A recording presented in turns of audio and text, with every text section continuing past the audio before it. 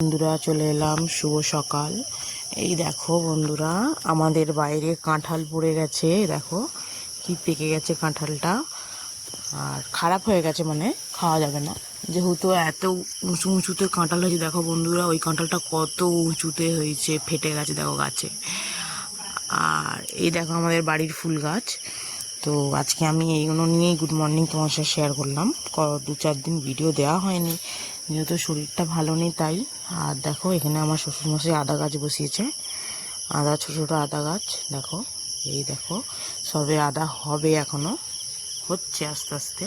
তো বন্ধুরা 3-4 দিন ভিডিও দেওয়া হয়নি, যেহেতু শরীরটা ভালো ছিল না তাই তোমাদের সামনে আমি আসতে পারিনি, তো এর জন্য সরি। এবারে বন্ধুরা, কালকে তো রথ, সবাই জানো। আর রথে আমাদের বাড়িতে বিশাল অনুষ্ঠান হয়। এই দেখো ফুল গাছ, বাড়ির ফুল গাছ। তো রথে আমাদের প্রচুর অনুষ্ঠান হয়। এবারে আশা করি তোমাদের সামনে রোজই আমি ব্লগ আনবো।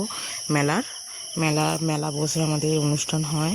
তো কাদের কাদের ওখানে রথ হয় তো আমাকে একটু কমেন্টে জানিও।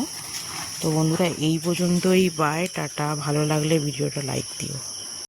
দেখো বন্ধুরা, আবার চলে এলাম। ছেলের খাওয়ার হচ্ছে সুজি, দুধ আর সুজি। ছেলে ঘুম থেকে উঠে খাবে।